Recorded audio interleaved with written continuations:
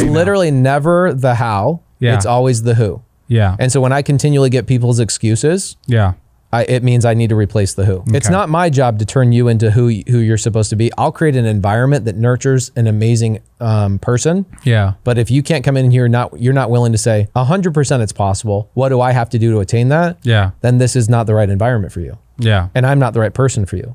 Yeah. And so like you look at Gary Harper, one of the smartest people on the planet, you can't take the best systems and the best operations and the best like slogans and taglines and all the mission statement. You can't take that and put that on a crappy person and have them thrive. Yeah. It is always who, not how.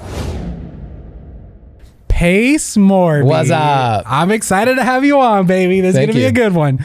So right now it is the day before the Tykes event. We have over 1,000 people coming to Las Vegas. It's a big deal, man. Like getting 1,000 people to buy not just a ticket to your event, but buy an airplane ticket, get hotel, take time off of work if they're, they have a job. Yeah. And so when people hear, 1,000 people, I know how events go. And for you to really understand how big of a deal that is, like congratulations, guys. Like your guys' whole entire team pulling off 1,000-person event in this space is such a big deal. Yeah. Yeah. I appreciate it. Because I remember when we first started, literally this was in Ryan's living room and there was like 10 of us. I think, people that are watching, they think, a big empire like what you and Ryan and the whole team have built, they think that this kind of stuff is, so you guys had a leg up and somebody just came in and told you, do this, then do this, then do this, then do this, and this will happen. No. You start in a living room. Yeah.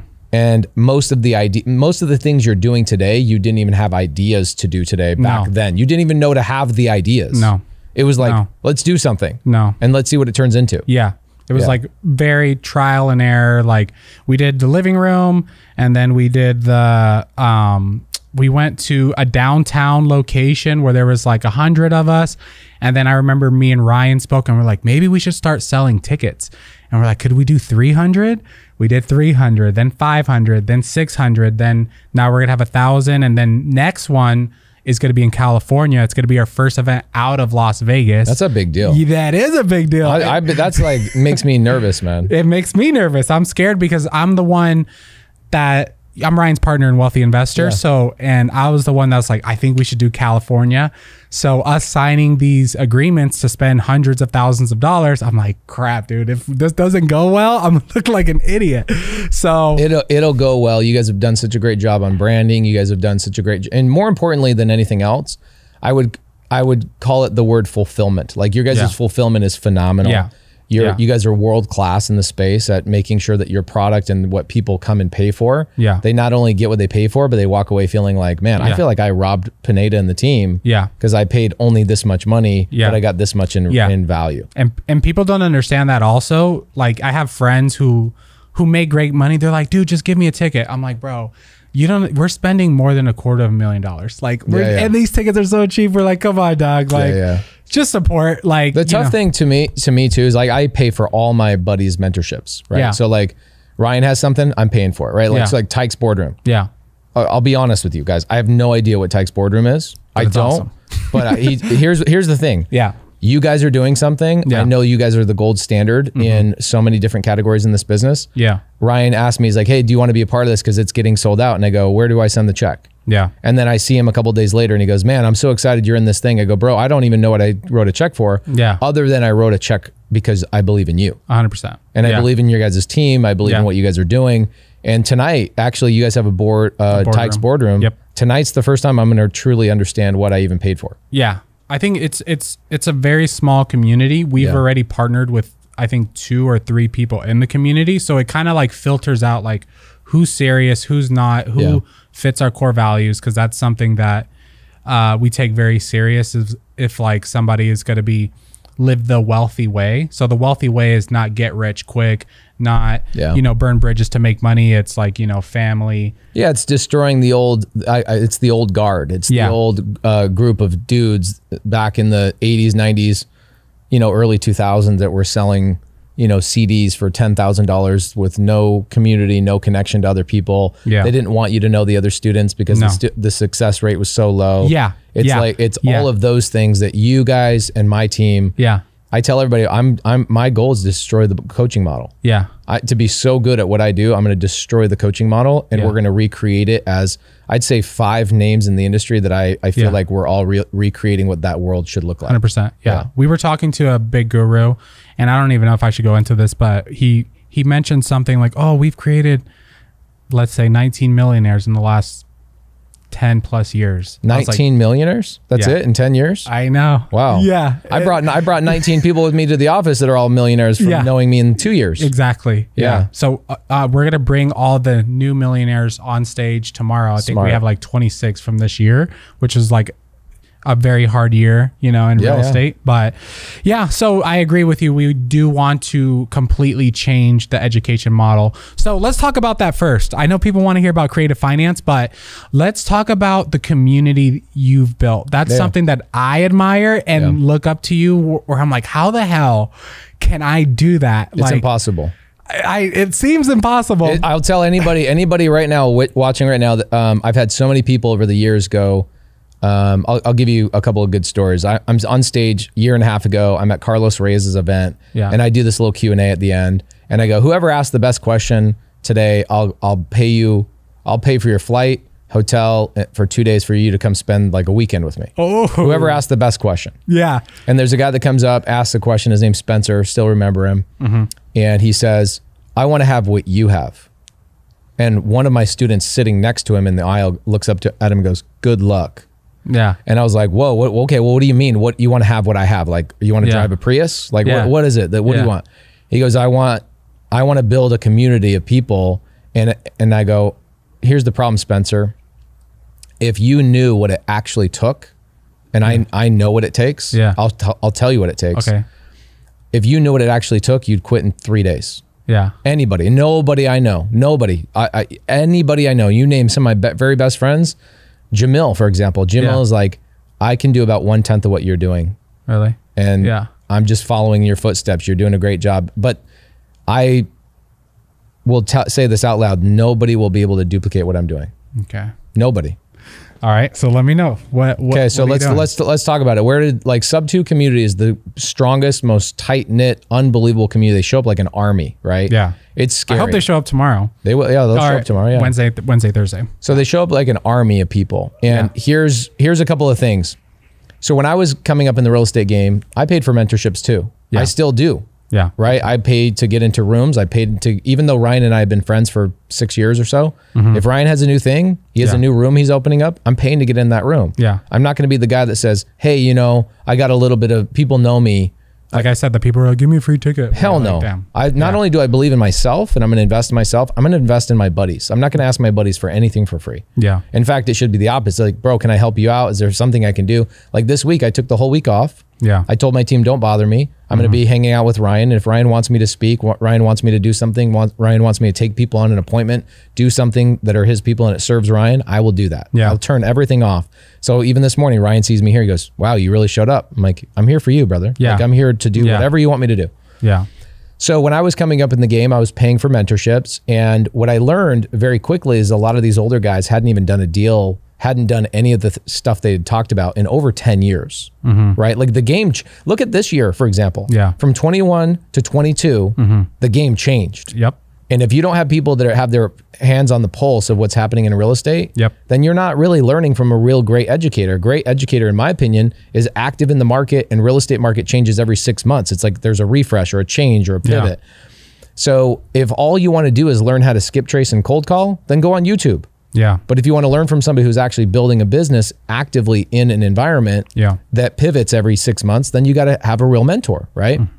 So one day I get this weird, this is probably 6 years ago, something like that. I get a lead and the seller, this is back when I didn't have a team doing all my acquisitions. Now we do to this day. You met my partner, Cody, this morning. He's here with us as well. This is before I met Cody. And I get a call. Seller is in Colorado. I'm in Phoenix. The house he's selling is in Phoenix. It's a piece of direct mail I send out. We find his address where he lives. He calls up and he goes, I want to sell the property, but I will sell the property to you only if you physically come and sign the contract face to face with me. And I go, okay. all right, no problem. I'll send a mobile notary. Yeah. He's like, no, no, no. I didn't say mobile notary. I said the man that I'm doing the deal with better get his ass to my house and sign the contract, or else I'm not doing a deal with you. I'm an old school guy. And I go, I can respect that. Yeah. So this is what I thought was a good idea. I go on, I'm not going to say the name of the website, but I went on at the time, and still to this day, one of the largest real estate forums on the planet, their website. And I went on there and I asked for help. And not only did I get ridiculed of like, oh, wholesaler, this, that, criticism, all this stuff in this forum. But I also got somebody came along and goes, hey, I'll help you. I'll pose as your partner, and I'll JV, not pose as your partner, but truly be your joint venture partner on this one deal. Yeah. And I will go. I live in Colorado. I can go to the guy's house and I can say, hey, I'm Pace's partner, and get the contract signed. Cool. So the next, I talked to the guy. Here's the address. Here's the name of the guy. Here's the stuff. All right, man. Thank you. This is so exciting. I can't wait to do a deal with you. Thank you for answering me on the forum. I get a call next day, not from the guy from the forum, but from the seller. And the seller says, hey, just so you know, this guy came over to the house and he basically threw you under the bus. He took a pic, he printed out your post on the forum saying, hi, I'm a wholesaler in Arizona and I'm going to wholesale this guy's house, but he won't sign a contract with me unless I get somebody face to face, looking for some help, looking for somebody to be my joint venture partner on this one deal. That was my post. Yeah. This guy prints out the freaking picture of my post, takes it to the guy's house to snake me and stab me in the back. Happens a lot. Happens a lot. Yeah. So I go, wow, this is a forum that's well respected. Still to this day, probably one of the most respected forums in the entire industry. I think I know what it is. You know what it is. Everybody, if you think you know what it is, then you know what it is. It's huge. Yeah. And I love this company, right? I love this company. They're amazing, but just there's one thing that they were missing, and that's where I'm heading right now. Okay. Okay. So I'm like, oh my gosh, I can't believe this seller would call me. And this is what he says to me. He says, Pace, I'm honoring my word. I told you that if you sign a contract with me by Friday, face to face, I don't care what you do with the house. I don't care if you wholesale it. I don't care if you burn it down after you buy it. I don't care what you do. Yeah. But I want to honor my commitments. That's the kind of man I am. And I was like, wow, this guy's legit. I love this guy. So it's Thursday. And I'm like, I'm not going to get to Colorado in time. I look at the flights. I look at the thing. This guy doesn't just live in Denver. You got to fly to Denver. Then you got to drive 2.5 hours up in the middle of nowhere. There's no way for me to get up to this guy's house by the time I'm supposed to. Yeah. So I wake up that next morning, Friday morning at 3 a.m. in the morning, jump in my Prius, and I drive all the way up 16 hours. I barely get to the guy's house before 5 o'clock. Yeah. And the whole time, I'm having a good time. I'm listening to music. I'm listening to podcasts. I'm doing all that kind of stuff. But I was really just like, I wanted to conquer the guy who went around my back. That was the thing that was driving me. This freaking knucklehead went around my back, stabbed me in the back. Obviously, I didn't know him. And how else am I going to try? Like, the only filtering process I had at the time was that he's also on the same forum, and you would think that there's a culture there. Yeah. You would think that there's a culture of let's help each other out. Let's not ridicule and criticize each other. There's people that just started in this game yesterday. In fact, the majority of people that you guys and I run into have not done a deal. Yeah. And it's our job to help them get through that process. Yeah. Not ridicule them and have them. That's the thing that everybody's afraid of, is looking stupid. Yeah. So thank you. The thing I was afraid of the most, you threw right in my face, and you not only made me feel stupid, you made me look stupid to the seller. Thank you. That's all I could think about on that drive. Yeah. So I get up to the guy's house, sign the contract. I'm walking out of the house like feeling like I'm Rocky Balboa. Like I just won this amazing fight. And this part of the story is not important, but the guy's son comes driving up the dirt road, like, and I'm standing there on the front porch watching this truck coming at me like there's going to be a standoff or something. And this truck comes up, this guy gets out of the truck and he goes, hi, I want to shake your hand. And it's the gentleman's son that sold me the house. And I go, wow, okay, great. He goes, you're Pace, right? And I go, yeah. He goes, my dad told me about the guy that tried to stab you in your back. And I asked my dad, why not just sign with that guy? Because he came and met you face to face. And my dad told me and reminded me that I'm not going to sign a contract with a guy that went around his promise to Pace. This guy promised he was going to do this thing for Pace. I'm going to give Pace the opportunity I promised him. And when I asked my dad if he thought you would come up here and sign the contract, My dad says, yes, I know Pace is going to sign the contract, but I doubted you. I doubted that you would come all the way into this weird little town to get this contract signed on this house in Phoenix. I just want to shake your hand. I was like, wow, this is pretty cool. All right, so here's now the point of the story. Yeah. Because people, you're like, wait, dude, where are you going with this? You're built different. So here's the thing, as I leave that house, way up in the middle of nowhere, Colorado, and now I have to drive home all night long. I'm nauseous, I'm tired, I'm depleted, and all I could think about was, what was I missing in my real estate journey? I had the YouTube, I had the books, I had the seminars, I had the forums, I had the things, but what was I really missing that I really, really wanted to rely on? And it's what we're about to talk about, which is I was missing community. Yeah. I was missing people that I could trust. I was missing people that anywhere in the country, I could pick up a phone and somebody could help me go knock on a door. Somebody could help me go find a contractor, raise money, whatever it is. If I decided to take my market from Tampa to Orlando or Orlando to Atlanta, in one day, I painted this vision for 16 hours and I wrote down, as I was driving, I wrote down like over 10 years worth of a plan. And it was all through voice memos to myself. I was like voice memoing myself. And it was a 10-year plan to build the strongest community of real estate that not only do you feel welcomed, but people grab you by your shirt and pull you through the fire instead of making you feel like you're stupid. Yeah. And it was just out of a necessity. And it was also to conquer what I felt like was really missing in the real estate game. Yeah. And so I went to my buddy Jamil and I said, let's go and let's travel the country and start talking about collaboration over competition. Yeah. And so Jamil and I, 5 years ago, started traveling and we created this thing called Pace and Jamil Do America. And we literally flew around the country, didn't have anything to sell, no mentorships, no nothing. I never thought I wanted to be a mentor, ever. I just was like, let's go create a community. But there's something that I was missing. Okay, that I knew I had a plan. I want to create a community. Here's the 50 elements that this community needs to have. Here's a 10-year goal that I want to accomplish. And I'm going to go create that community. The only thing I knew to do, because I was anti-coach at the time, because I had been burned by coaches and burned by mentors, the only thing I knew at the time was like, let's get out and meet people. And so Jamil and I spent 150 grand in travel that year, going around the country and speaking at RIAs, talking about collaboration over competition. And the last one that I did was actually Ryan Pineda's. It was in 2000, I think in 2019, we did a meetup here. It was like almost 4 years ago. And then somebody came to me and they go, why don't you care about your local market? I go, I do care about my local market and I'll show you. So this is what I did 4 years ago. I got my Prius and one day I go, all right, I'm gonna help people. I'm gonna help people like a mentor should have helped me. And at the time I'm like, I don't know how to build this community. I'm just going around and connecting with people and doing everything I possibly can, but it felt fragmented. It felt disconjointed and I didn't have like a structure to put around this, right?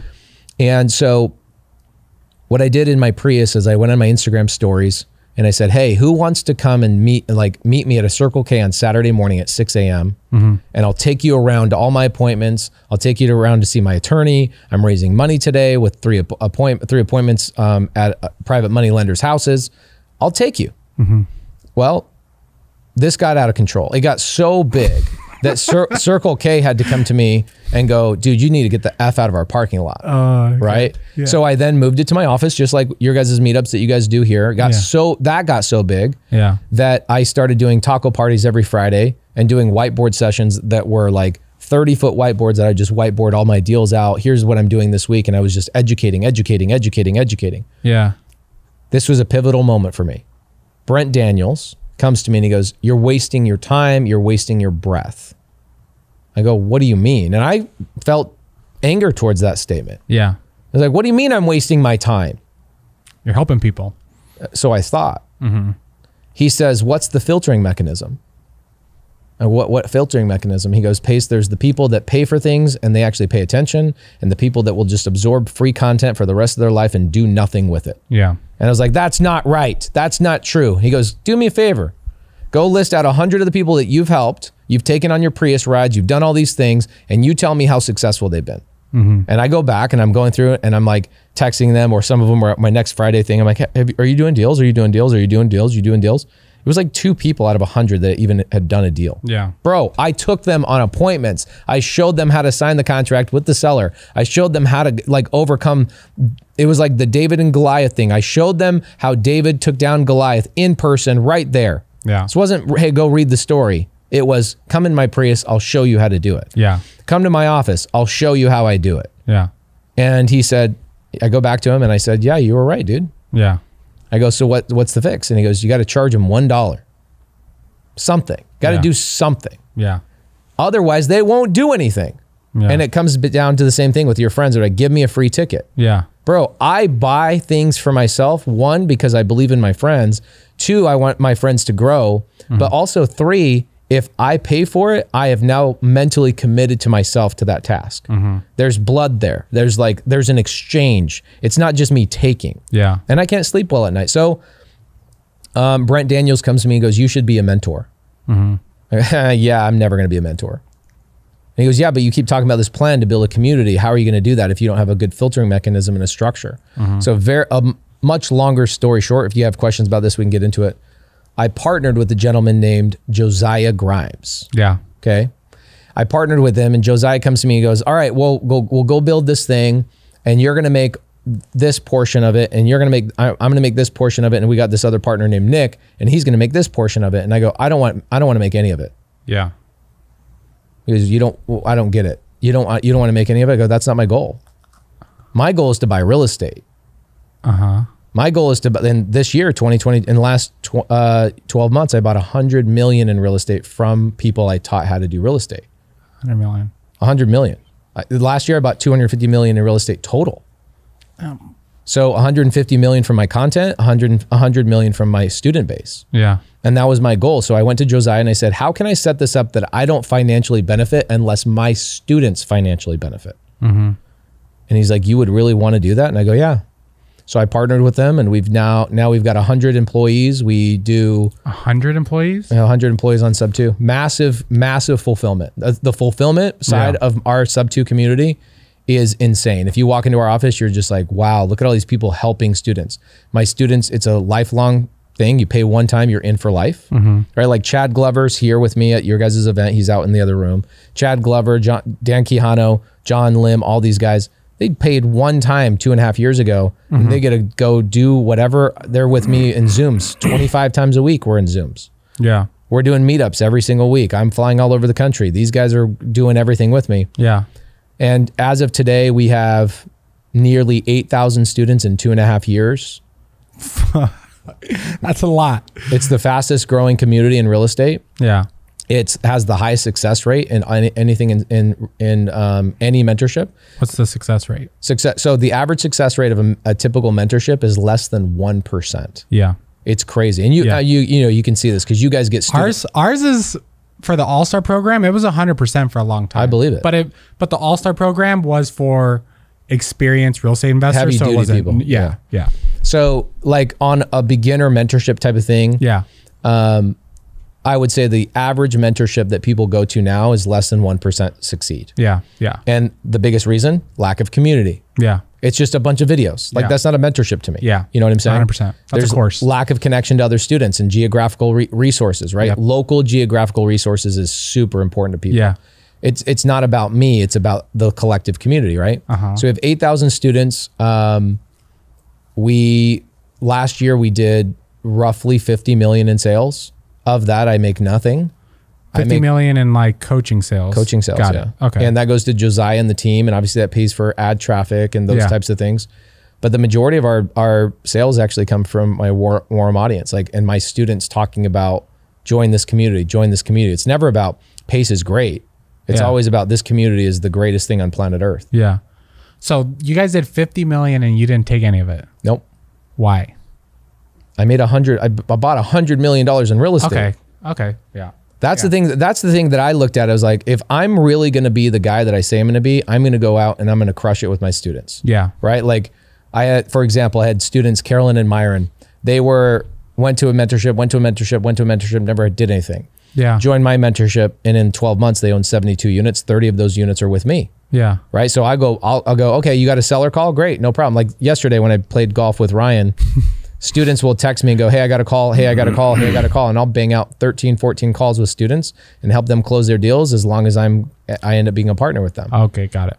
Okay. Right. So I'll end up being partners with my students. Now, 95% of the deals that are happening in the community now, I don't touch. Yeah. The community is too big for me to be able to touch everything. Yeah. But the students understand my buy box. Yeah. And that's where the community started. Yeah. Is for the first 6 months or so. Yeah. I was 5 hours a day on Zoom every single day for 6 months. Yeah. And I built leaders that now we have probably about 50 local leaders in every geographical area, so that I join as a new student. Yeah. Like if I can't get a deal in a week, then I'm a knucklehead. I literally have to try not to get a deal. Yeah. WealthCon is coming to Hollywood. If you've ever been to any of my events, you know they're life-changing. We get the best speakers, we have the best venues, we have the best parties, after parties, and networking that you could imagine. I've met so many people who ended up becoming business partners of mine at my events. I've made great relationships, and the people who have attended have done the same. And so I want to see you at my next one in Hollywood, California, April 4th to the 6th. It's going to be absolutely incredible. We've got speakers like Chris Crone, Lewis House. We got Roe Built from Bigger Pockets. The list goes on and on. We have a huge lineup of speakers, and I want you to be there. So if you want to attend the event and learn more, go to wealthcon.org. Once again, you can go to wealthcon.org and go learn more about the event and register today. You know what? So we were with Gary Sharper. Yeah, he's great. Yeah, Gary Harper. Yeah, Gary Harper. Yeah. The last 2 days, yeah, he's here right now. We'll probably get him in here. But last 2 days, 9 to 5, we've been going at it. And we were trying to build like the slogan or mission statement for Wealthy Way. And it's going to be building leaders, enriching communities. Love that. So we're building leaders to enrich communities. Love it. Yeah. So that's very similar to what your mission is. It sounds like with Sub 2. Yeah, that was always my mission, is like giving people a place they felt like it was really home. Yeah. And then also giving people a place that their mentor was not absent. Yeah. Right? Whereas like other things I've done, I see other mentors go, all right, you're going to pay me $10,000, let's say, for a mentorship. Yeah. And the mentor is not even there. Yeah. It's like a bunch of other people fulfilling, which is fine. Yeah. But like, I want to go to a party where there's a lot of people, but I want to meet the person that's also the host of the party. Yeah. 100%. You know what I'm saying? So for me, I probably spend a good 20 hours, maybe 25 hours a week on Zoom with my students. That's crazy. And here's what's crazy. Yeah. I shouldn't say that's crazy. That's a lot. It's a lot. Yeah. That's on top of all the other crap you're doing. Yeah. So here's what our schedule looks like in Sub 2. We have an average of 14 hours a day of live support on varying topics, 7 days a week. 14 hours a day. Yep. 4 hours in the morning is role playing. 4 hours at night is actually calling sellers. So I have all my leaders that have been in there for 2 years calling sellers for brand new students. That's 8 hours in the morning, 4 hours at night, 4 hours, and then the 6 hours in between typically is either myself or somebody on my team. So like Molly, my COO, Allison, my transaction coordinator, whoever it may be, is there Monday through Friday. And then I'm there Saturday morning and Sunday morning as well. Yeah. Giving live support on different topics. So how do you make money then? Bro, I am you look at my portfolio against any other knucklehead real estate investor, I dominate everybody. I make money where real estate investor. Yes. Okay. 100 million in real estate. What do you think that brings in cash flow in a year? I have no idea. What do you think? $100 million, probably $2 million in net cash flow on that real estate just by itself. Okay. Yeah. So like you look at most real estate investors that are like, oh yeah, we did a coaching program. Look, my partners make a crap ton of money. Yeah. But I originally set it up this way that I'm incentivized. And I'll give you a little bit more context to this too, because the story is really long. Yeah. And one of the reasons why I fought against being a mentor in the first place is there was a guy that I paid for an assisted living mentorship. It's like $27,500 mentorship. Yeah. Really top-notch education. The guy's amazing. Loved him. But as I was scaling my assisted living business, I go, hey, can I pay to be part of the mastermind that takes people to your properties and you can see how the inner workings are working and all that kind of stuff. And I go there and I'm in this small group of 10 people being toured around and showed around these properties. And I ask a question and he goes, oh, I don't know. I'll have to ask and I'll get back to you on that. I go, okay, no problem. I love that. I appreciate that. I respect that. Next question. Same thing. I don't know. I'll get back to you. I go, oh, these aren't your houses. Yeah. oh, you don't do real estate. You're not actually doing real estate. Yeah. And at the end, he pulls me to the side and he goes, I can tell you're a little bit upset. And I go, I'm not upset. I guess I'm just confused. I paid all this money to learn how you run your business, but you sold your business to teach people how to run the business. Yeah. And in my world as a contractor, which is my upbringing, the world of real estate, construction, all of those types of things has a 6-month life. Yeah. It gets reinvented every not reinvented, but it's a different There's a change. There's a massive change. Yeah. And so I just go, I'm an anti-coach. I think all these guys are out there selling coaching products, but they're not actually doing what they're saying they're doing. Yeah.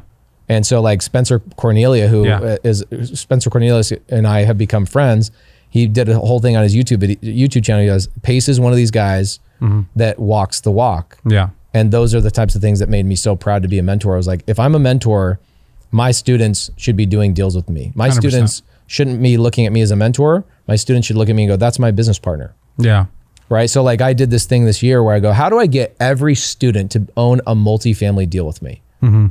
Because you got students that join a mentorship. Same thing with you guys. Everybody does. You have a student sometime that's like, it's a stay-at-home mom. Yeah. She got 3 kids, overwhelmed with the kids because the kids are a lot of work.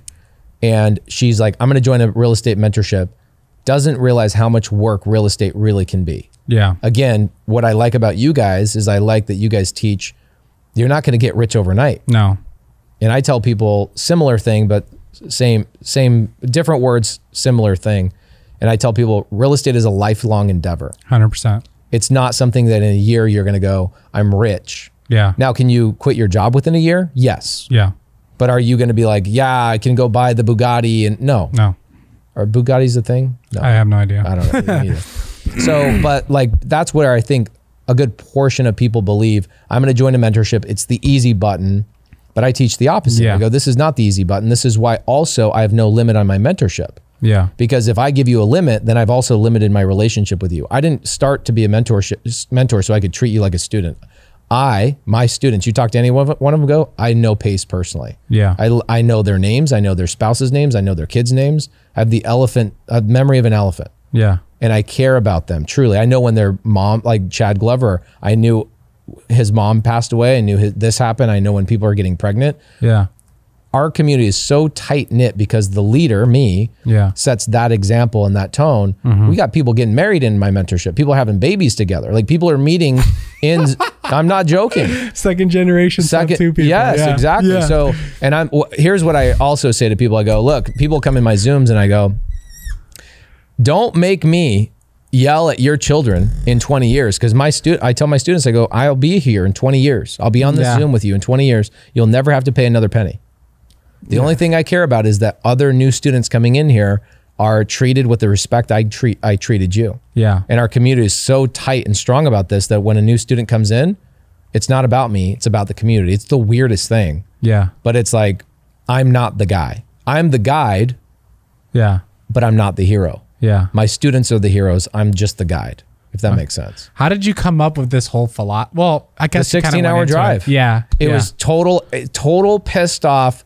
What am I missing? Also, I come from a family of 12 kids. Yeah. My parents raised me in a household where I had people to bounce things off of and people to wrestle with and people to do things with. I was never an only child. And so when I got into real estate, I was like, where's my family? Yeah. And the only person that I found that didn't want to stab me in the back was Steve Trang, Brent Daniels, Jamil Damji. Yeah. Then after a couple of years, I found Ryan Pineda and a handful of other people. Yeah.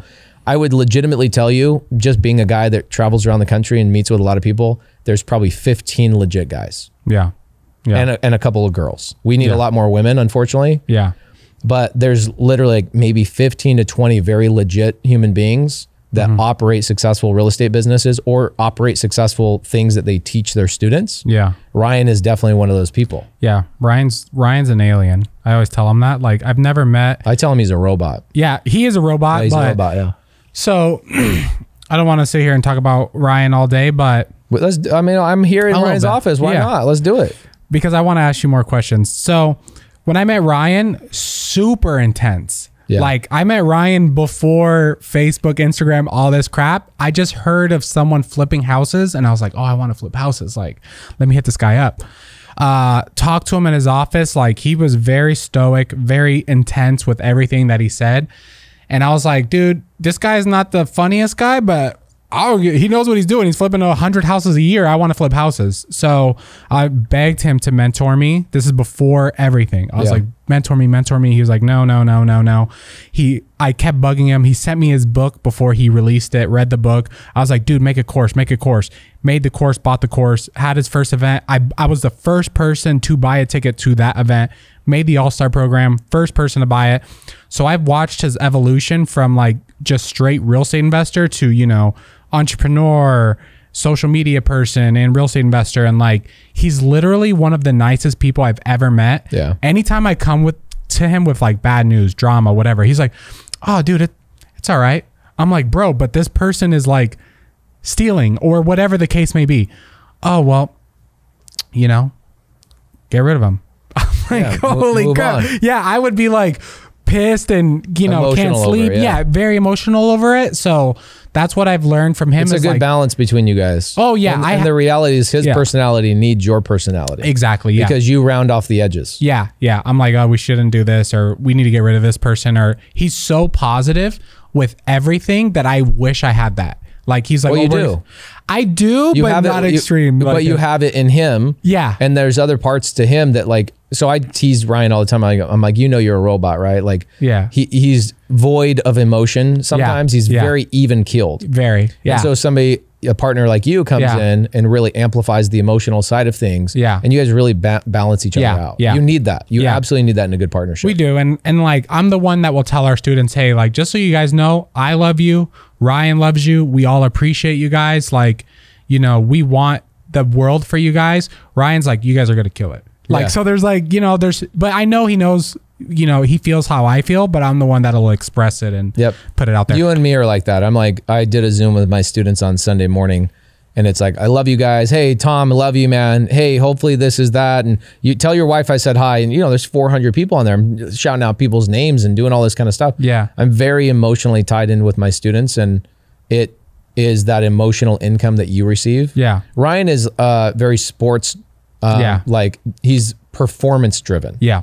Whereas guys like you and I are more like, the emotional income I get from serving people is what drives me. Yeah, 100%. That is what drives me. So really quick, are you LDS? Uh-huh. Is your wife LDS? She wasn't when we got married, but she became baptized. She got baptized, yeah. So my wife is LDS. Nice. So growing up LDS, do you feel like that shaped your 100%. Bro, I couldn't get my driver's license until I had my Eagle Scout.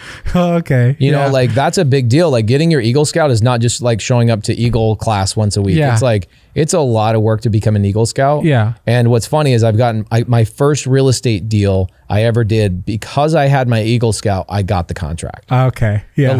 My parents growing up were like, one day somebody's going to ask you if you have your Eagle Scout and you're going to tell them yes, very proudly, and you're going to make money from it. Like, that's never going to happen. Yeah. My first real estate deal I ever did was like, she goes, are you an Eagle Scout? I'm like, yeah. Yeah. Anyway, so, very intense. Grew up in 12 kids. Same mom, same dad, same household.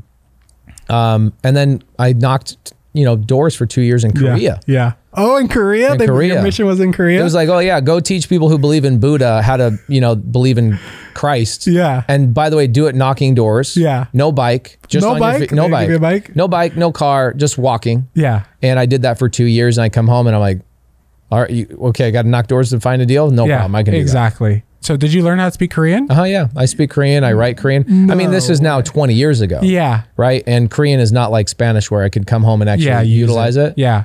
But I got so good at Korean that I became the translator for over 200 people in my mission. So people would call me and I would translate things for them. Yeah. And then, you don't use it, you lose it. Yeah. We go to a Korean restaurant every week and I talk to them in Korean, but like, I could no longer tell somebody how to fix their car with Korean. Yeah. But 15 years ago I could have. My father-in-law, he's like super Mormon. Like super Mormon. Yeah, he's I'm not super level. Mormon. Yeah, he's the super Mormon. Like, grew up in the I forgot what they call it, but there was like a tribe in Mexico. Oh yeah, all Mormon. Yeah, Chihuahua. Yeah, some. It's in Chihuahua. Yeah, what is it called? It's in Chihuahua. It's kind of like a mountain town. Yeah, everybody in the town is Mormon. Yeah, they're very connected. Colony? Is it the Mormon colony? It's a colony. Yeah. Yeah, and that's the only colony I've ever heard of is down there. Yeah, and it's in Chihuahua, Mexico, and it's a bunch of white people that grow up in Mexico. Yeah. Yeah. Well, my father-in-law is super Mexican. He's a white super dude. Mormon. He's Mexican. Oh, he's Mexican. Yeah. Okay. Most of the people in Chihuahua colony are white people. He was actually adopted by white people. There you go. So yeah. So anyway, so he would tell me his stories of going out door knocking as a missionary. People would dump water on him. Oh, yeah. Like people would do. I got spit in the face. I got all sorts of stuff. So like going on my mission to Korea, I really want to go Spanish speaking. Yeah. But when you don't choose. Yeah. You get a mission calling based on like your grades, whether you had your Eagle Scout or not. Yeah. Eagle Scout, I guess, did come in handy. And I open up my mission calling. I've got like 50 people around me. And I'm, 18 years old. Going on my mission at 19 is when you go. And I pull this thing out of this big, magnificent envelope, and it says Seoul, Korea. And I was like, amazing. I'm going to Brazil. Yeah. And my dad's like, what do you mean you're going to Brazil? It's Korea. I'm like, yeah, but isn't that in Brazil? He's like, dude, you are dumb. I had no idea what Korea was when I was 18 years old. What? Yeah. So yeah, for sure. Being Mormon and the other thing about Mormons is they're very community driven. 100%. But I'm unfiltered at this point. I don't care. Like nobody can do anything. You Mormons in the comments, you guys can hate me all you want. You can't change my income level. You can't do anything about my life. So the problem with Mormons is they're so community driven that they can become a clique. And they don't let anybody in unless you're a Mormon. Yeah. And so for me, I don't socialize with a lot of Mormons because of that. Really? I don't socialize. Even my neighborhood's very Mormon. They'll come over. I'm like, you're not welcome at my house. Yeah. Because it's very clique-ish. Yeah. Which means like if you're not Mormon, you can't be part of our community. Yeah. Yeah. And there's also touches of racism in there. Not just not Mormons specifically, but because they're so tight knit that they're not bringing any outsiders in. Yeah. And a lot of that means that they're not bringing in different races and different this. And so there's a lot of closed-mindedness in a lot of religions, unfortunately. So like, do you still go to church? I go to church when I feel like it. Yeah. My wife goes to church when she wants to take the kids, which is probably 3 times a month. Okay. And if I'm traveling and I spend a whole week in Vegas, like for your guys' stuff, I'm not going to come home on a Sunday and go, I'm going to church. I'm 40 years old. Yeah. I'm doing what I want to do. Yeah. I'm not going to do what somebody told me to do. Yeah. And so what I'd rather do is I'd rather go play golf with my wife and kids. I'd rather go, to a Korean restaurant on Sunday and skip church. Yeah. In fact, going to church is not even a thing that I think about anymore. Okay. When I got to 25, I'll tell you an interesting thing. This is also part of the way I've built the Sub 2 community comes from this exact comment. I'm in Korea. I'm on my mission. My mission president, he's like, hey, they call in every Friday. What are your stats? What are your stats? What are your stats? How many doors do you knock? How many baptisms? I'm like, and we go through this family, this Mongolian family. So Mongolia is pretty close to Korea. So they came down to get some opportunities in the factories in Korea. Yeah. And I meet this Mongolian family from knocking doors, and we're now spending 3 months with them. They're still not baptized, which is a really long time frame. Yeah. And the mission president goes, why haven't you baptized them? We go, well, because there's a language barrier a little bit, and we're trying to figure that out, but it's gone really, really well. And he goes, drop them. Really? I go, what do you mean drop them? Yeah. He goes, they're not going to get baptized, drop them. Yeah. And I was like, what an interesting way to look at a relationship you have with another human being. Yeah. Yeah. And it really rubbed me the wrong way. And it stayed with me until I was about 25 years old. And then there was something else that happened. I come home from my mission at 21, go to church for 4 years. And then I had another person in the church say something similar, like, oh, then don't spend time with them. I was like, wow, you guys are very cold hearted. Like if they're not going to get baptized, that's all, that's the measurement for success, is whether somebody gets dunked underwater. Yeah. I get it. It's a symbol of coming to Jesus. I get it all. Believe me. But it just rubbed me the wrong way. And so I got to a point where I was like, I want to be way more inclusive in my life. I don't want to look at somebody that's black or Hispanic or Asian or gay or even transgender. I could care less. Yeah. Are you a human being, and do you have the capacity to take love that I give you and give it to somebody else? That's the only measurement I ever cared about. So like in our Sub 2 community, you're in for life as long as you continually give back into the community. If you become a knucklehead and you take something from somebody, or you're not JVing with people, or you're not whatever, then we pull you out. Yeah. That's it. If you're not giving back, you get pulled out. Yeah. What about like, I don't want to go super deep-ish. What? Like, who's gonna have a problem with anything I say? What do you have like a clear purpose in your life?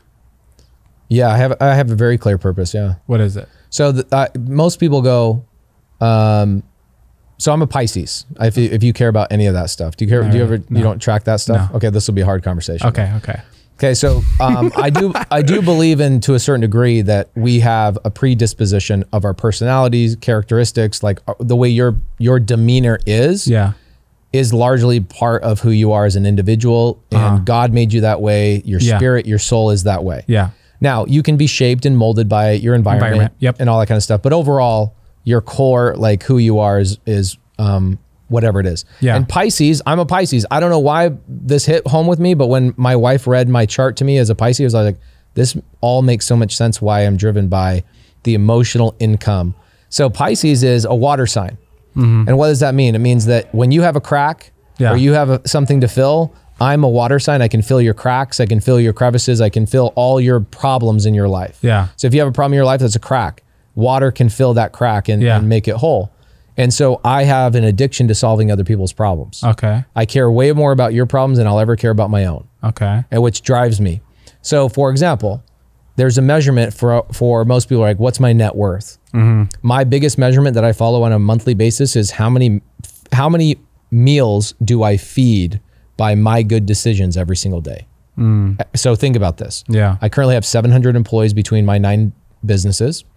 And between all of those 700, our average person that gets a paycheck from us every 2 weeks has 3 additional people in their family. Yeah. So that one paycheck pays for 4 people. Yeah. You multiply 4 people times 3 meals. 2,100.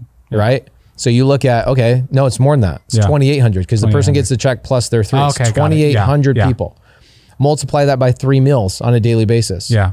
I mean, you're looking at nearly 9,000 meals a day are being fed because I made a good decision or I put work in or whatever. Yeah. And so for me, it's my big purpose is how can I have 10,000 people feeding 40,000 people from their paychecks? Yeah. Essentially 120,000 meals every single day. Yeah. That's my main purpose. My purpose was that God put me on this earth, the universe put me on this, whoever put me on this earth, to go and take the skills and the drive that I have. And the type of drive I have is not just financial. Yeah. The type of drive I have is way more emotional. And people don't understand that. Yeah. Like, what about your net worth? The only reason why the $100 million in real estate last year with my students is important to me is because I give away a portion of that equity to my team, my executive team. Oh, really? My goal is I will become a billionaire because the people on my executive team will all be worth $10 to $20 million each because of how hard I worked and what I put into the business. Now, of course, I couldn't do it without any of them. Yeah. So I share the spoils. Like, how much more money could Ryan need? You know what I'm saying? Yeah, like it's always nice, but it's a measurement of success. It's a measurement of, did this thing that you did yesterday work? Okay, there's more money in the bank. That's the only measurement people have. Yeah. Outside of that, so I just created a different measuring tool. Yeah. How much are my people worth? What's their net worth? My exec team, what are they worth? And then also, how many meals do I feed on a daily basis? Those are my 2 main purposes. Yeah. And with Ryan, you know, he's like buying and like funding churches. Yeah, it's cool. People don't know that, but yeah, like he does a lot of stuff where he doesn't go and talk about it, but like he makes a lot of money, but he also like does a lot where people like have no idea and he doesn't care to share. But dude, you've said so much that I'm like, okay, when you were a construction worker or contractor, did you still have these philosophies? Was this all still going on in your head? It was the worst environment to be in. The construction industry is a horrible environment. If you're in the construction industry, what I kind of looked at is like, I've always had this engine. Yeah. Like you have an engine inside of you that wakes you up in the morning. Yeah. You have a drive that's it's an indescribable drive. Yeah. Right? People go, why do you do what you do? You go, I just want to win. Yeah. I just want to win. Yeah. With cool people. Yeah. Right? Exactly. And I felt this engine revving up, all 8 cylinders all the time, revving up. And then I realized at some point, somebody actually had to tell me this. I didn't realize this. They had to tell me this. They said, you've put your engine in the wrong vehicle. Yeah. Take that engine out and go put it in a vehicle that you can actually help people, because you're putting this into construction. Like, who are you helping? But did you know that when you, let's just say Pace back in the day, you wake up in the morning, you're freaking pumped, you go to work. Are you still trying to like help the workers, or are you just like working all the time? Yeah. You want to hear? I could tell you story after story after story. Here's what happened to me in my construction business. So I get home from my mission, I jump into manufacturing, I go to college, I do all the things. I decided college wasn't for me. And the reason I decided this is this. My first job was running a manufacturing line when I was 21 years old, but doing it on the night shift. Yeah. And what happened was I wanted to go to college in the day, run a night shift at night, and just grind out and be a badass and make the money and do the things and pay for the college and all that, get married, have babies. Yeah. And one night running the night shift, I became the manager like within 30 days. Like, you put me in any room, I'm automatically the leader. Like, I didn't have to read a book. It was the engine that somebody put inside me. I just am the way I am. Yeah. And we get a doorbell ring at like 10:30 at night. Obviously the building's locked down. So I walk outside, it's pouring rain. There's this like ominous figure with his hoodie on, and he's like covering his face. I'm like, what the heck? And the guy goes, hey, I came to apply for a job. Yeah. And I was like, okay, can you take your hoodie off? Like, before, I'm like just peeping the thing open, and he takes his hoodie off, and it's my college professor. And I was like, what are you doing applying for? You're my business professor. Yeah. You have a master's in business, and you're coming and asking for a job at the night shift. And I let him inside. He takes his wet coat off. He sits at the desk with me. Obviously the workers are in the back, and I'm sitting here going, this was a realization. Like, wow, you got a master's in business? Yeah. Okay, education is not the way to go. Yeah. And I literally, right there, him coming into that doorway and asking for a job, I go, college ain't gonna get me where I want to go. Yeah. I need to learn business. I need to learn that direction. So within 3 days, I was like, I shut down everything.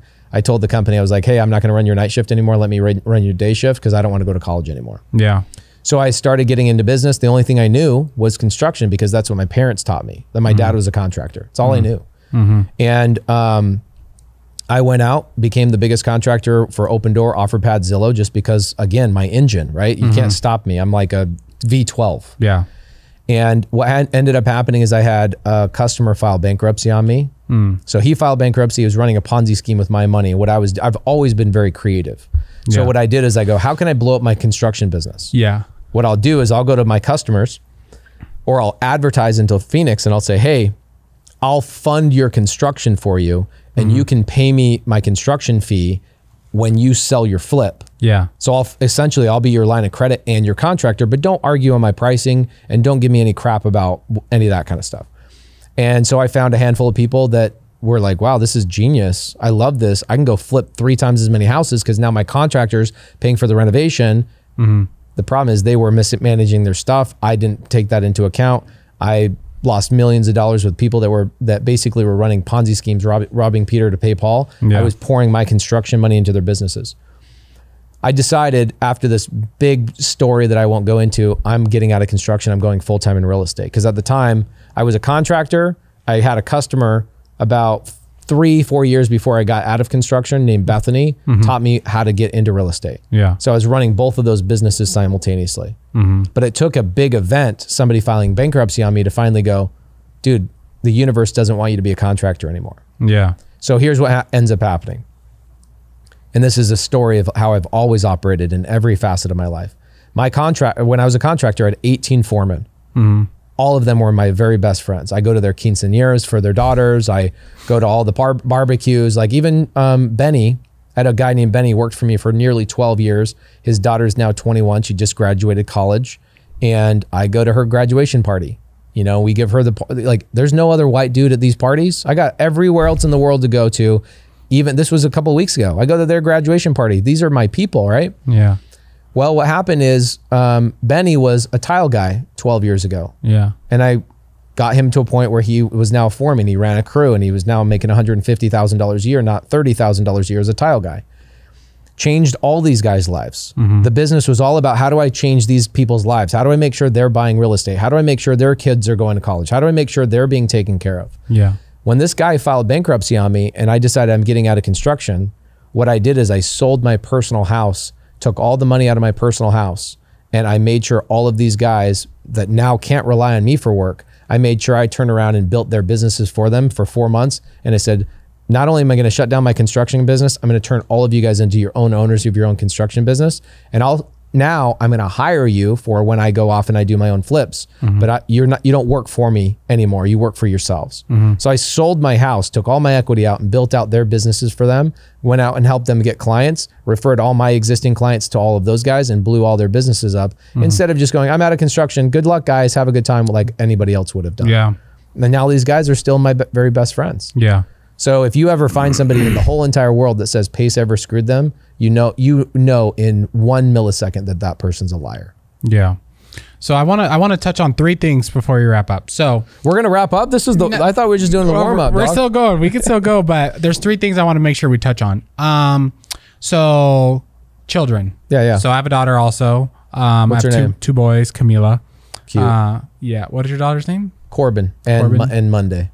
Corbin and Monday. And then you have like a stepson? You have a stepson. He's 15, Asher. Asher. Got it. So what kind of like core values or lessons do you like make sure that you instill into your children? The number one thing is that you bring no value to this world if you can't make money. Ooh, really? Yeah, you bring no value. Ooh, that's good. And people are going to hate me because they're like, well, yeah, but that's a different answer. I did not expect you to say that. Yeah, it is. It's very different. And here's the reason why is like, you can be the nicest guy on the planet. You can do the nicest thing for 1 or 2 people. But here's the thing is like somebody taught me hundreds of dollars helps hundreds of people. Millions of dollars helps millions of people. Yeah. You actually want to change the world. You have to have life-changing money. And I go, what do you mean? They go, you can't change lives without life-changing money. Yeah. I was like, dang, that's a really good point. And $100,000 is not life-changing money. Yeah. And with inflation and all of these types of things, so, it's like 20K. Yeah. It's like if I as a contractor, let's think about this as a contractor. I need a hammer. I need tools. I need nails, wood, etc. to go build a house. Yeah. And so for me, saying you need resources to go do a thing is all I'm saying. Yeah. And what people are going to hear is like, money's not everything.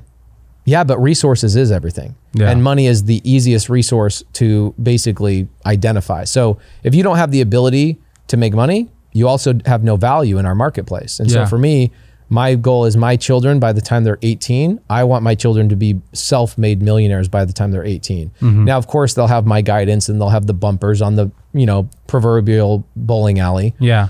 And I'll make sure that they're doing that. But their goal is the same thing. Like Asher right now, I'm teaching Asher a very interesting lesson. I'm a traditional man. Yeah.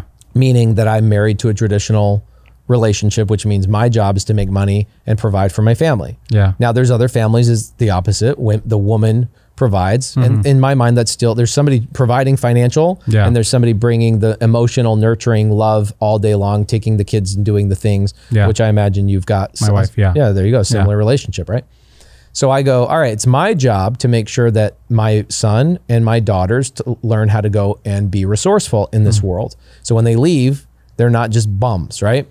So with Asher, the other element that I'm teaching Asher is the traditional side of things, which is if you're the man in your relationship or alpha, doesn't matter if you're male, female, gay, 2 men, doesn't matter. Leader, whatever. Leader. Yeah, there you go. Doesn't matter what you are. Your job on a daily basis is to provide for the women in your life. Yeah. So what I'm doing with Asher is Asher just finished his first flip.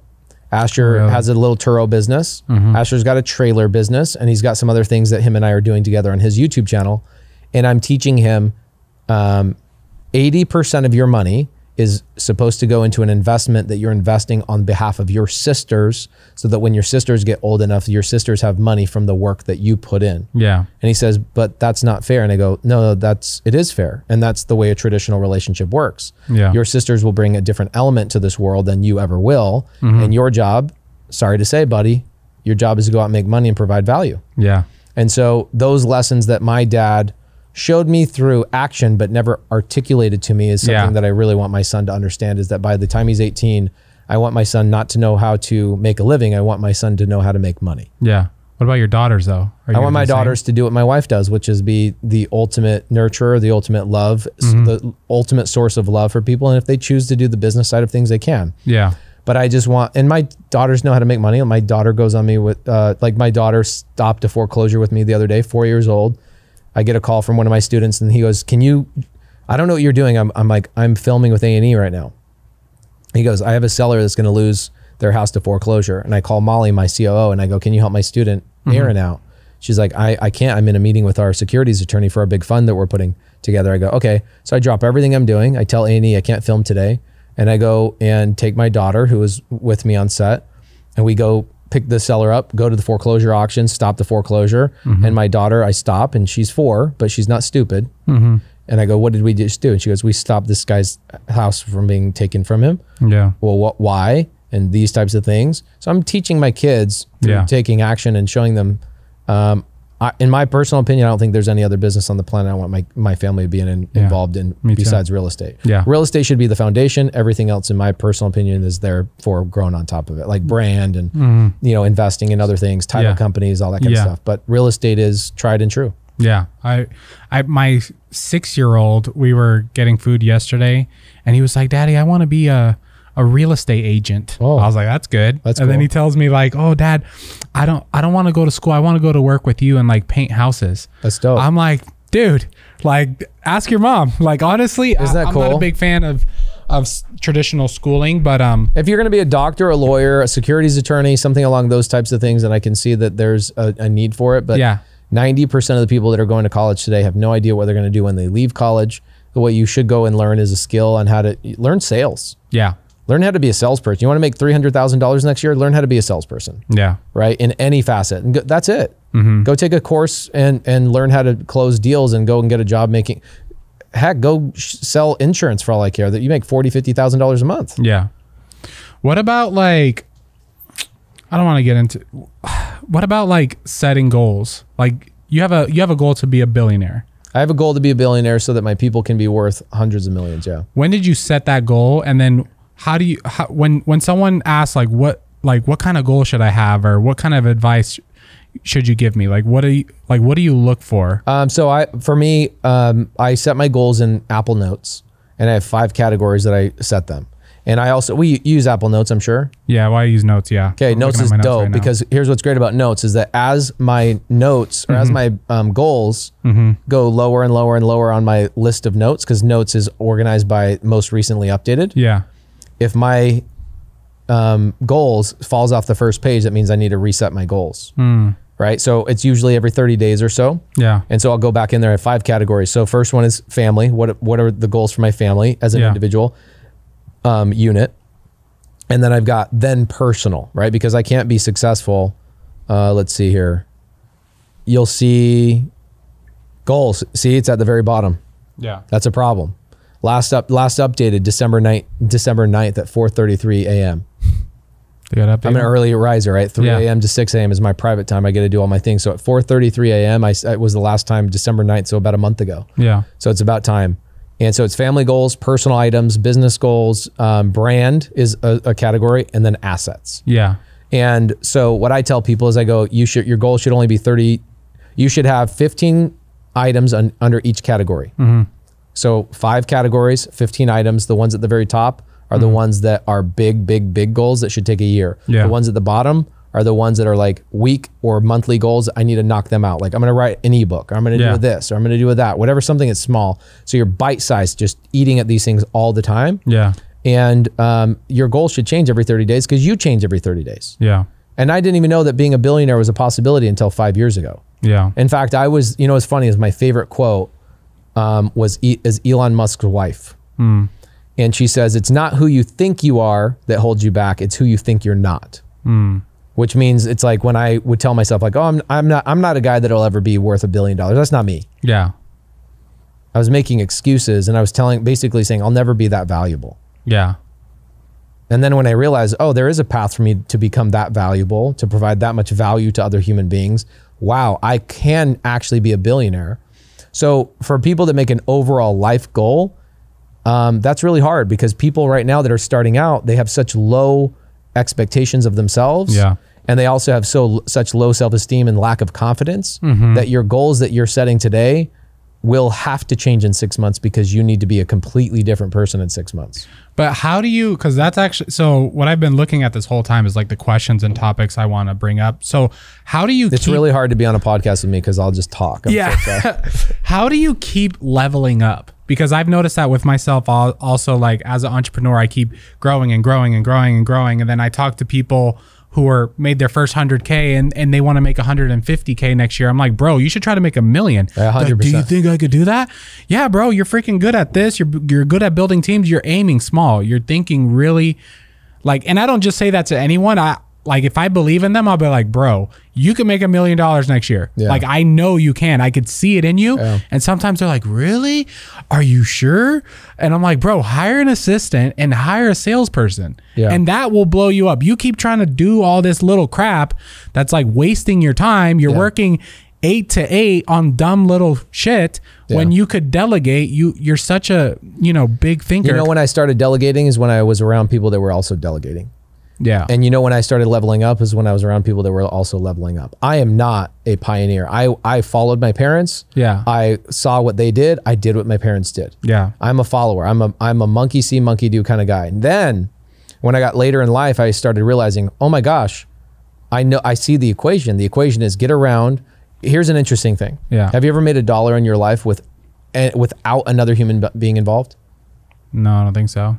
It's impossible. Yeah. It's physically impossible for you to make $1 without another human being. Yeah. So if you understand that that's the equation, then the equation should be, I'm going to amplify the quality of human beings around me as fast as possible so I can make more money as fast as possible. That's the equation. Yeah. It's not about me leveling up. It's about me getting around people who have already leveled up, and those people will rub off on me naturally. Yeah. I remember when I was younger, I was like 10 years old, we go to the lake. And I'm there and we see this rope swing, like this huge, log attached to this rope up in this tree. And it's daunting, like so scary. I look out there, I'm like, these dudes, whoever is using this rope swing, it must be launching 5,000 feet in the air. This is crazy. And one of my buddies is like, should we do this? Should we do this? Should we do this? Should we do this? And none of us did it. Yeah. We come back a couple of weeks later and there's people at the rope swing. Yeah. But then watching them do it, and how easy it was for them. Yeah. All of a sudden I'm swinging out in the lake and I'm doing the thing because I'm like, oh, I watched you do it. I see what it looks like. I see that path. And it became easy for me. Yeah. And so it's the same thing as like most people have crappy people around them. People in your church are pieces of crap. Yeah. I didn't say what they believe in is pieces of crap, but people, it's this little teeny world that you don't break outside of. Yeah. Your family members are pieces of crap. Doesn't mean that they're crappy humans. Yeah. They're just not doing what you should be doing in terms of leveling up financially. So the biggest equation was learning to buy myself into rooms. Yeah. Because then I'm going to get around the Dan Fleischmans of the world, the most connected human being on planet Earth. And that now I can text Dan Fleischman and go, hey, I need access to Mike Tyson. Yeah. And in one text message, you're then in a text message with Mike Tyson or whatever it is. It is truly never about me leveling up. It's about me getting around people who have already leveled up so that they essentially just through osmosis make me better. Yeah. But like, what's your boy's name right here? Eric. How do you make sure the people around you, like our boy Eric here? I don't give him a choice. But how do you freaking make him like? I don't give him a choice. Like for example, this is a thing too. I told him when he started with me, I said, you'll have a portion of all my multifamily stuff as long as you stay with me. And so I don't care what you do. For how long though? 5 years plus. 5 years. So if you're with me 5 years. So what'll happen is you're with me for 5 years. A portion of my ownership of my multifamily stuff will be available to him at a $1 option price. Okay. So don't gift it to him. I make him buy it from me at $1. Yeah. But he has to be with me for at least 5 years. Yeah. So now I've had incentivized them. The other thing is, here's not to bring Eric and his personal stuff into it, but like here, Eric, sit down. Eric should sit down in a lot of ways. So Eric before me was working. He worked out as a bartender for 11.5 years. Why? Because his environment told him that was okay. Yeah. And when I met him, I was like, bro, you with your talent level. And the problem with Eric is Eric didn't see how talented he was. Yeah. Because if he knew how talented he was, he wouldn't have never worked at a bar for 11.5 years. Yeah. And so for me, it's how do I get around people that are going to shine some light on me? So then therefore my job is to shine light on other people. And I told him, I go, dude, you're so talented. You're so good. Yeah. You should get out of that environment. Come and work for me. Yeah. I think, was I more afraid to hire you, or are you more afraid to come work for me? I think it's equal. It was equal, because he was in a comfortable situation, 11 and a half years of like, I'm making good enough money. I've got a schedule that allows me to kind of do what I want during the day, because he works. Lifestyle. That it then was like, ooh, well, this thing that I'm really sure of is I'm quitting to then go work for this guy that I just met 2 days ago. Yep. The way I met Eric is he came and shot photography behind the scenes for one of our A&E TV commercials. Yeah. And I saw the final product of what he produced, and I was like, who's the guy that did that? I want to hire that guy. He's amazing. And then when I find out he's working 99% of his day is spent at a bar, I'm like, bro, come and work for me. You're unbelievable. So number one, your job is to tell your people how awesome they are, compliment them. And then also, here's the other thing that sometimes my team doesn't like about me. I don't put up with excuses. And I'm the exact same way. I do not put up with excuses. Well, Pace, this thing should take longer. No, it shouldn't. Bro, I'm going to bring our freaking new manager in here. Yeah, that's literally the answer I get. It's literally never the how. Yeah. It's always the who. Yeah. And so when I continually get people's excuses, it means I need to replace the who. Okay. It's not my job to turn you into who you're supposed to be. I'll create an environment that nurtures an amazing person. Yeah. But if you can't come in here, you're not willing to say 100% it's possible. What do I have to do to attain that? Yeah. Then this is not the right environment for you. Yeah. And I'm not the right person for you. Yeah. And so like you look at Gary Harper, one of the smartest people on the planet. You can't take the best systems and the best operations and the best, like slogans and taglines and all the mission statement. You can't take that and put that on a crappy person and have them thrive. Yeah. It is always who, not how. Yeah. Always. And so as a who, an individual human shows me through inaction that they can't get something done, I used to assume it was my problem. Yeah.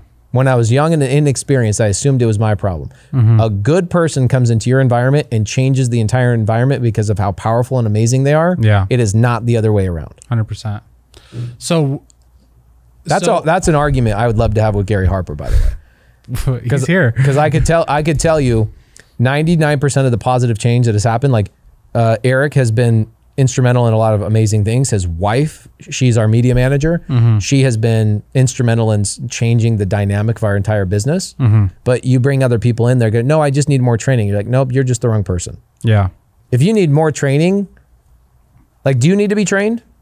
More training in some things. You don't need to be trained. You might need some guidance. You need guidance. Yeah. But a lot of times you're learning new things and you're going out. Yeah. Gary taught me something yesterday. What did he teach you? So I'm very abrasive. What? So, yeah, I could be very abrasive, especially intentionally. No, I don't try to be, but I'm so emotional that people will do something and I'm like, why are you doing that? Instead of, like relaxing. So he said, leaders ask, they don't tell. So my salesperson will make a mistake and I'll be like, don't do that. That was a mistake. You need to say this. Instead of saying like, hey, why did you ask that question? Or why did you feel like you should have let that person off the phone? That's just like a made up situation. But let's say yesterday we had we had all the Bulls business unit leaders in the office and, we're going back and forth on stuff. And like, instead of me saying something like, Pace, you need to work more and you need to be a better leader or whatever. I should say like, hey, Pace, like, why are you not working as much? Like, Pace, do you feel like you should be working more? Or, like turning my statements into questions. That's what he said. And I feel like for me, I make a lot of statements and I need to start asking questions and guiding people to the solution that I'm aiming for. Yeah. Yeah. I can see that, but it's also babysitting. It is babysitting, but sometimes you have to babysit people. I agree, but sometimes you just need to replace people. How long do you give someone? 30 days. 30 days? If I got to still babysit you and I got to coddle you with questions like, bro, I'm about to drop the F-bomb, but I'm not going to. Yeah. We're not 16 years old anymore. I know.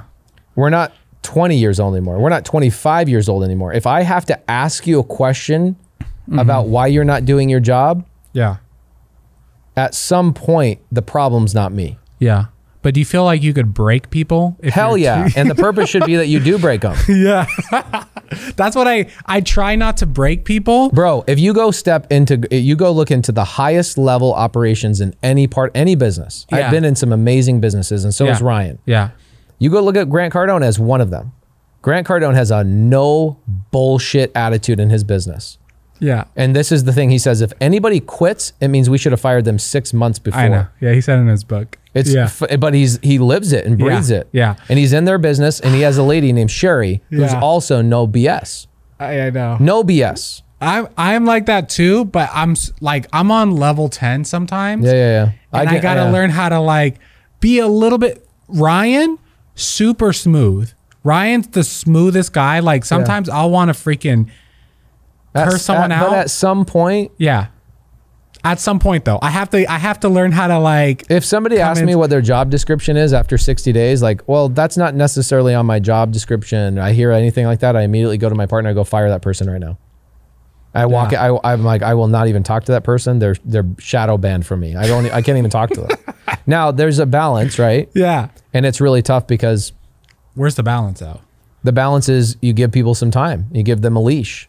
And if here's one of my biggest like measurements as well, is if you are not working on your position and your job in the company outside of me coming in and managing you and having level 10 meetings. Yeah. You're the wrong person. Yeah. If you're not trying to level up as an individual, you're the wrong person. What your parents did to you, I can't unfix. Yeah. No, looking for leaders, not managers. Yes. Yeah. And I'm looking for people that go, I need a structure of what you want me to accomplish, but I'm going to bust out of that and I'm going to accomplish more. That's what I need. Yeah. The reason why we give people a structure, and here's what we expect from you, is because the last 15 people we hired for that position never met expectations. Yeah. A good person comes in and goes, what's the goal of the company? Great. Yeah. I'm going to come in and I'm going to accomplish that. Yeah. What resources do you have that I can utilize? Perfect. Don't bother me. I don't need to be micromanaged. And if you have to be micromanaged, then you're not a good fit for my organization. Really? And guess what? My organization is my personality. Yeah. And if you don't like my personality, then go work somewhere else. Yeah. You don't work for me. I'm sorry. I don't work for you. You work for me. If you're not happy here, then kiss my ass and go somewhere else. Yeah. Gary Harper's wrong.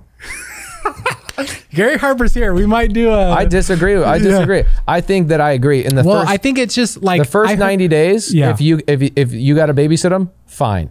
Yeah. Let them get acclimated to the environment. Yeah. But at some point... Yeah. Bro, not one position in your company takes more than 90 days for people to truly understand what their job is. I usually give people 2 weeks, to be honest. Yeah, I agree. Like not 2 weeks where they need to know everything, but 2 weeks to impress me. Where I'm like, ooh, mine is 3 days. Good. I tell people 3 days. If you show up, we had this guy, dude, came in. He wanted this job so bad. I'm gonna light your socks off. This, that, and the other. Blah blah blah blah. Bro, he showed up late all first 3 days. Went home early an hour. Went home an hour early. Oh, my wife needs this. My wife needs that. Blah blah blah blah blah. I'm like, bro, what your wife needs you to do is stop making excuses and make more money. Yeah. Because she's driving a minivan and she should be driving an Escalade. Yeah. That's what your wife needs. So sit your ass down and do your job. Yeah. And, some people don't like that. Sorry. Yeah. Well, I heard Kobe Bryant say something about like, he learned as a leader, like about balance and like sun and moon. Have you heard him talk about that? He's like, if the sun was up 24 hours a day, it would kill all the vegetation. Yeah. So there has to be that like, balance. And like, I think as a leader, I always purposely with students, with everyone, I try to almost like breathe confidence into them. Yeah. I'm like, I think you could do this. I think you could do that. Like, I appreciate you. Like, you could grow so much. But then I also have to be like, dude, stop being fucking lazy. Stop being a little bitch and you're making excuses all the time. Why are you thinking small? Are you going to be a fucking 100K entrepreneur the rest of your life? Like, what are you doing? Like, people need that. Yeah. I think you have to understand the culture you want to create. Yeah. And your culture, your internal culture will attract external people. Yeah. Right. And so if you have a really good internal culture, forget about what the culture is. It will attract the people that you want. Yeah. And so what our biggest mistakes was making excuses for people and going, oh, it's our problem. It's our problem. We need to do better at training. We need to do more, encouragement and more of this for people. No, I don't. If I have to encourage you to be better every single day and have to babysit you, then you're the wrong person. Yeah. My company's product is not to babysit employees. My company's product is this widget over here. Yeah. If you can't help this company put out that widget, then you're not a good fit for this company, first and foremost. Yeah. Now, the other part of our culture is pretty good, is that when people come in, we love on them. We give them opportunities. We pay them typically more than industry average for what their position is. We do too. We let them, I don't care when you work. Yeah. I'm the same way. Literally, I couldn't care any less. Literally, I swear that is one of my principles. It's like, so I got into real estate really quick because I asked my manager if I can go to my son's first day of kindergarten, and he laughed at me and was like, no. And I was like, he's like, I'm just kidding. But seriously, you would have to like request a time off. And right now there's no coverage. So you would have to take a point. So I was like, dude, like, am I going to be a slave for the rest of my life? Like, is this what my life is going to be? I can't even go. So anyways, so that here, people say, well, what time do I need to be here? It's like, dude, I'm not here to babysit you. I work 9 to 5, 8 to 5, but you can come in whenever you want to come in. I'm not going to say, oh, you be here at 9 and then you could leave at 5. And then you go on break at this time and you use the bathroom at this time. No, I don't want that. If you don't want to be here, don't come. Like I tell the salespeople, how many sales calls should I do? As many as you want. But I'll tell you what, like, it is what it is. We'll see who makes the calls. I tell people, let's say that somebody has a job that's 40 grand a year, right? Hypothetically, kind of entry level, $40,000 a year. They come in and they have their 9 to 5 operations, the stuff, the boxes they've got to check to do their job. And somebody comes and goes, when should I work? I don't care when you work. But if you want to make $40,000 a year, then keep doing what we expect. You want to make more money, then do more than what we expect. And we're going to notice you after a certain amount of time. We're going to give you a raise or even put you in a different position. 100%. Like Giselle, for example, his wife. Within 2 weeks of her being in a position, I was like, she's too good for this. We got to upgrade her to a different position. We move her to a different position. I go, oh, she's too good for this too. Like good people attract attention. And if you're somebody that's starting out and you're not attracting attention, dude, then go freaking be a school teacher and make $30,000 a year. Go, if that's what you want, go work for the government. Work 35 years and get a little $2,500 pension for the rest of your life. Go do that. Otherwise, come into my organization. There's no ceiling to how much money you can make. And there's no ceiling in what position you can work in. Right? You can go from being my employee to being my partner in a year. If you're that badass. That's what happened to me and Ryan. There you go.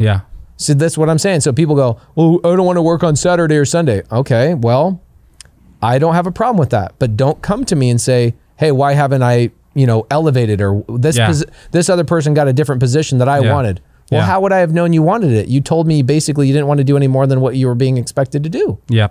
Right? And so the challenge with that is that the old corporate structure of like the Microsoft days. I've been here for 2 years, so I'm next. Exactly. I've been here 2 years. It was basically by time allotment rather than what you actually achieved. I want to have a culture in my company that's like, I don't care if you started here 3 days ago. If you come in here, I will give you a position over somebody who's been here three years that's not trying to do anything more. And it's a tough thing to do, but also it's my company. I got to run it the way I want to. Because I think they deserve it. And like we have, I always say like we're only looking for A players. Like I could, Mariella, the girl who's running this event, she's 22 years old. She's a monster. She's a fucking monster. Like I told her the other day, like a couple weekends ago, I was like, hey, like we need to get this next event, not this one, the next one in California. We need to like get the ball rolling.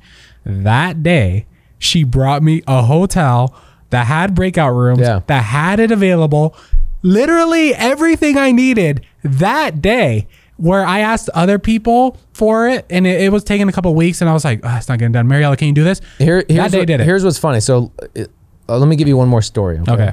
And we'll wrap up. I love that topic. Okay. So I had this guy, I've told this story a dozen times. I feel bad for Eric. He has to hear some of my stories 1,000 times. So this is one of my favorite stories because it really illustrates how one human being can think that they're doing something and the other human being actually does something. Okay. And so I'm a contractor. I have a guy named Francisco that works for me. And Francisco comes to me and goes, hey Pace, I know I'm your landscaper and I know that I work for you Monday through Friday, but I'm looking for some side work. And I go, okay, well, first off, why not just finish the work you're doing Monday through Friday faster and I'll give you more work? Well, you know, I can't work any faster than, okay, cool. Understandably, I don't know your business, you do, no problem. So what are you looking for? He goes, I need something on Saturday. Cool. Next time I find something that's like a one-day job, I'll find it. He's like, thank you, because I need to pay for this thing. And how much do you need? He goes, I need basically $1,000. Okay, cool. I'll find something. Like a couple weeks later, I get a call from a customer. Customer calls me, goes, hey, I've got this barbecue pit that we're building in the back right corner of our backyard, and I need somebody to run a gas line from the house to the back of the barbecue pit. I go, that's easy. And they go, well, actually, it's easier than that. We just need somebody to dig the trench. We'll run the pipe. We'll do all the things. We'll do the whatever. We just need somebody to dig the trench. But the barbecue company's like, we're not digging a trench. We're not ditch diggers. Yeah. I go, okay. How much will we pay? And they go, $2,000. So I call Francisco. I go, hey, bro, I got a job. Check this out. This is rare. There's so many little nuances of this that I could talk about for an hour. And I could have hired a company. It's a ditch digging company that has the ditch digging, like those things that just dig the ditch. It looks like a chainsaw that's digging into the ground. Yeah. $500. Yeah. Would have been done in 2 hours. The customer is going to pay me $2,000. I could have made $1,500. Yeah. Instead, I gave Francisco an opportunity who has shovels and a pick. Yeah. Because I wanted to give him an opportunity. Yeah. And no problem. So he meets me at the house. I go, hey, I can pay you this. I'm going to take $1,000. You're going to take $1,000. I will show him, here's where the barbecue pit's going to go. Let's dig this trench. A couple days later, calls me up and he was pumped, dude. He's like, $1,000, I can do this in a day. Yeah. I go, okay, cool. Well, let me know. Yeah. I'll send me photos. I'll get you a check. Yeah. So a couple days later, sends me a photo. I go, Francisco, I think your camera is like inverted. Can you please resend the photo? Because it looks like you dug that ditch on the left side of the yard. Sure enough, he did. He dug it. He didn't dig it to the right side of the yard. He dug it to the left side of the yard. Yeah. Okay, well, Francisco, this is a problem, dude. I didn't get paid to dig it on the left side. He goes, well, this was like actually his first thing he said to me, like, can't they just put the barbecue pit over here? Yeah. When he realized he screwed up, he fought me on it. Yeah. He got defensive. He fought me on it. He was like, no, bro, we stood there. We walked over here. I touched this side of the wall. You remember all that? Yeah, you're right. Well, can't they just put the barbecue over? I'm like, now you're going to make a customer put their barbecue pit on the other side of the yard because you made a mistake. Yeah. And you're not going to take responsibility for it. Yeah. And this is total employee mentality. Yeah. Total employee mentality, not taking ownership and then going, well, why does this person even want what they want in the first place? I don't understand. It's like, bro, your low level thinking is what's keeping you where you're at. Anyway, so we get into this little bit of a tiff and I go, fine, bro. Like, but what do you want me to do? I can't pay you for that. Yeah. I can't pay you for that. You did the job the wrong way. And his answer was this. But I worked so hard. What does how hard you worked have to do with shit? Yeah. Somebody else could have done it twice as fast with less money, but I gave you the opportunity and you want to throw it in my face how hard you worked. Yeah. I don't care how hard you worked. Yeah. You're inefficient, you're horrible at your job, and you didn't pay attention. Yeah. And your justification for it was how hard you worked. Yeah. Okay. So this girl that you're talking about with the event, the first thing that pops up in my mind is I was like, she's not the first person he went to for this. No. He went to 3 other Franciscos that, quote unquote, in their mind, in their 9-to-5 job, spent all this time doing research and this and making a couple of calls. And they did all this stuff. This girl comes along and one day achieves what 3 people couldn't do in 2 weeks. Yeah. Yeah. So when Gary Harper says, you got to ask people questions. No, you don't. You got to find better people. Yeah. That's the answer. Yeah.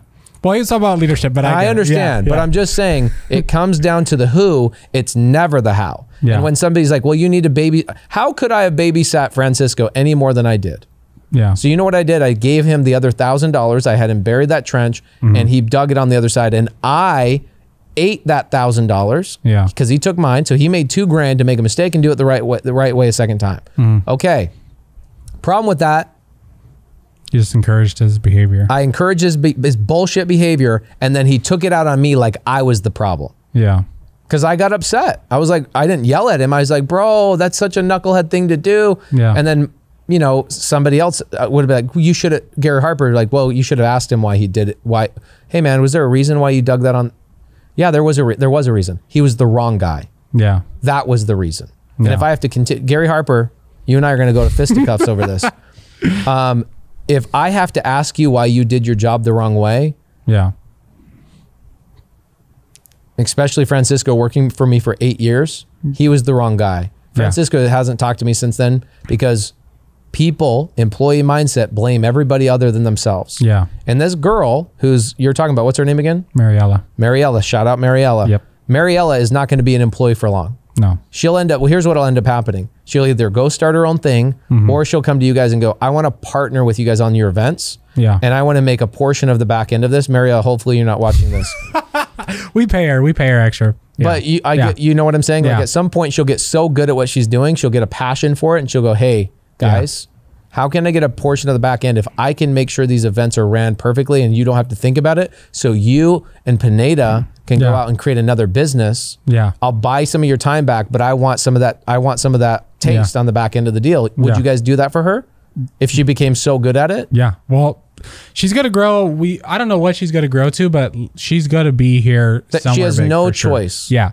And it has, I've already leveled her up. She's 22 years old. Bro, I'm telling you, I've already it's leveled who. her. Yeah. It's not how, it's always who. It's never the how. Okay, last question. How old are you right now? That's not the last question. 39. 39. Okay, I'm 31. What general advice would you give me right now as a 31-year-old entrepreneur? Okay. It's a selfish question. But No, it's a great question.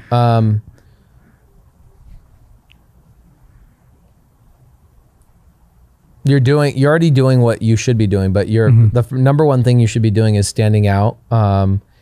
Your individual brand needs to be as strong as Ryan's individual brand. Yeah. And why is that?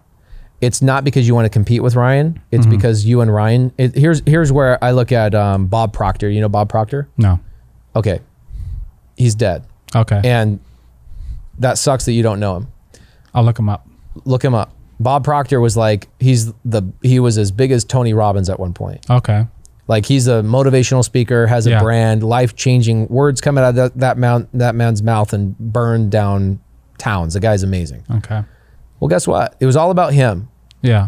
All about him, all about him, all about him. And then at some point, he realizes, holy crap, I'm 78 years old and I'm going to die. And I have 500 employees that rely on me as the individual to run this operation. So, and if my face is no longer there, the whole entire Bob Proctor company burns. Yeah. So 2 years before his passing, which is 20 years too late, he goes, I'm going to go to my daughter and start cultivating a relationship with her and bring her on stage with me so that my audience starts seeing her. Yeah. And it was too late. He passes away. Her brand didn't grow big enough. And ultimately he made it all about him. Yeah. I look at like my partner, Cody Barton. I tell him all the time, I go, bro, your individual brand should bring me as much value as my individual brand brings to you. Yeah. And why is that important for you? 31-year-old going up to 40 years old. There's 20 to 50 relationships over the next 10 years that you will make or you won't. And if you do make those relationships, they will bring millions of dollars to your relationship with Ryan, which will impact your relationship, your standing in your guys' businesses. How many businesses do you own together? We own together one. We're working together on like 6. Okay. Yeah. You should own 5 with him. Yeah. You should own 10 with him. Yeah. The only thing, in my personal opinion, that gives you the leverage to be able to be a partner versus I'm working with him is your individual brand. People want to come to you and go, hey, like people come to me and they go, Pace, I want to work with you on this. Pace, I want to work with you on that. And what happens is I'm not the operator of my businesses anymore. Yeah. So I go to my operators like Cody or Josiah and other people. And I go, I've got this opportunity. I'm going to bring this to you. Yeah. Right. And then what happens is when Cody says, oh, Cody's brand is not big like mine because he's not working Saturdays and Sundays like I am. He's not working late nights like I am and building his individual brand. It's something that's not on his radar. Yeah. It's obviously on your radar. Yeah. In my personal opinion, I think you got to double down on your own individual personal brand so that you can bring relationships and opportunities to Ryan of businesses and other things. And you go to Ryan and go, I will partner with you on it because now you have the thing to present rather than right now, most of the things you guys are partnered on or working on came from Ryan. Yeah. Yeah. 100%. Right. Yeah. What would it feel like if you go, hey, I've got this amazing opportunity, came from my personal brand, somebody reaching out to me and I want to partner with you on it. What do you say? Yeah. Yeah. It's a lot stronger. Yeah. 100%. And at some point you don't want Ryan Pineda to be Bob Proctor. No. Right. And what do I mean? Not by him passing away, but Ryan, let's say Ryan goes, man, now I'm worth $300 million. I'm done working. Yeah. I'm going to go and build churches in Mexico, and I'm going to go do all these things. And you're sitting here going, crap. Yeah. And you're the Proctor brand. Yeah. And you're like, Bob Proctor's passed away. We're all going down. Yeah. Your brand needs to carry on.